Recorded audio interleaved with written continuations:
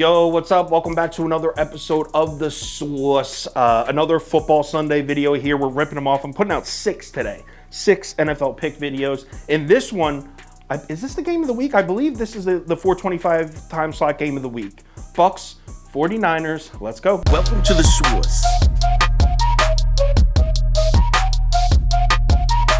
The Sauce. Sauce. Hey, get the sauce. All right, Tampa Bay on the road in San Francisco here. The look-ahead line was actually 49ers minus 6.5, but then obviously Jimmy Garoppolo gets hurt. Tom Brady with the miracle comeback against the Saints to win on the last second. This line reopens at San Francisco minus 3.5 on Tuesday morning, and the early public is leaning the Bucs, sharp money all over San Francisco. Action's been slightly leaning San Francisco all week, but it's pretty even. Line never moves. We're still looking at San Francisco minus 3.5. I'd say public is slightly leaning towards the 49ers. So let's cap this game. If you subscribe to this channel, you already know the first step. We're running the numbers through the spreadsheet. According to the model, the line for this game should be San Francisco minus 7.37. So technically that's a 4-point lean on the 49ers, but again, the model doesn't take into consideration injury. So Jimmy Garoppolo, Nick Bosa, we'll get to that. So let's break this matchup down, and we'll start with Brock Purdy. And I want to start by saying this. I'm a Brock Purdy guy. I mean, you can scroll back on my YouTube. I was gassing up Brock Purdy back in 2020 during that Iowa State Big 12 run. When he got drafted, I could show you group chats with my friends telling them don't sleep on Brock Purdy. The dude gets the ball out quick, and he puts it in the right spot. So I'm a big fan and a believer in Brock Purdy. That being said, this narrative going around Twitter and social media that the 49ers offense is better with Brock Purdy right now than it was with Jimmy Garoppolo has to be the silliest shit I've heard all year. Last week, he comes in for the injured Jimmy Garoppolo. It was early in the game, but it was still mid-game, which means the defense did not prep to play against Brock Purdy. It's always a little bit of an advantage when a backup quarterback that wasn't expected to see the field comes in, because the defense has been running reps and watching film against the Jimmy Garoppolo-led 49ers offense. They don't know what they're going to see with Brock Purdy on the field, and they weren't expecting it. Also, this was a home game in San Francisco against the Miami Dolphins defense, and in case you don't know, the Dolphins defense on the road is so piss poor bad. The Dolphins are allowing 32.8 points per game on the road this year. The next closest is Seattle, allowing 28.4 points a game on the road.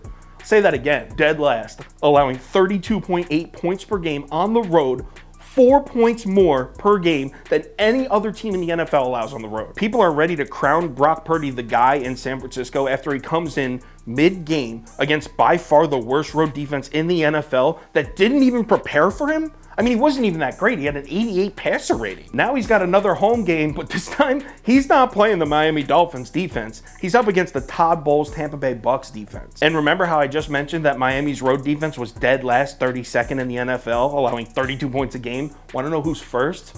Yeah, the Tampa Bay Bucs allow just 15.5 points per game on the road this year. Best in the NFL. Like I said, I like Brock Purdy, but this is such a tough spot for him. Keep in mind, this is a 7th round pick. This was not a guy that was expected to see an NFL snap for at least a couple years, and he's going up against Todd Bowles and the Bucs, the best road defense in the NFL. Also, what does San Francisco's offense love to do? They love to get the ball to their backs in the flats. Mostly McCaffrey, but also Debo runs some plays like that. That's the Bucs' defensive specialty. They're first in the NFL in receiving yards allowed to opposing running backs. So add on another red flag to this matchup between Brock Purdy and the San Francisco offense against the Bucs defense. Now, as far as the 49ers defense goes, no question that shit is official. In my opinion, that's the best defense in the NFL, and I don't think it's even a debate.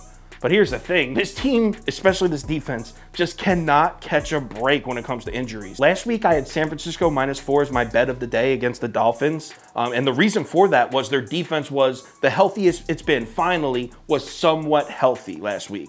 And then what happens? Now Nick Bosa hasn't practiced all week. Bosa's dealing with a hamstring injury, still no indication on whether or not he's gonna play, but the fact that he hasn't practiced at all definitely isn't a good sign. They also lose another D tackle. It's like, his name's like Ridgefield or Ridgeway. I'm sorry, I didn't write it down. But Kevin Givens is gonna start at defensive tackle for the 49ers. To enter the season, he was their 5th, I believe their 5th, maybe their 6th, I think 5th defensive tackle on the depth chart. Keep in mind, this is still a 49ers defense that's playing without 2 of its top 3 corners who are both out for the year. Here's the thing though, even if Nick Bosa doesn't play, even if the 49ers have their 5th string, 8th string, 11th string defensive tackle in there, this defense is still loaded with plenty of talent to stop this Tampa Bay offense who, let's face it, hasn't been impressive at all. And that's exactly what I expect to see here. There's a reason the Bucs have this total all the way down at 37.5. They're expecting to see a low-scoring defensive game. And if we're talking about a game like that, why are we laying 3 and a hook? I can't get there, especially with a rookie quarterback. In a game like this, one turnover could be the difference.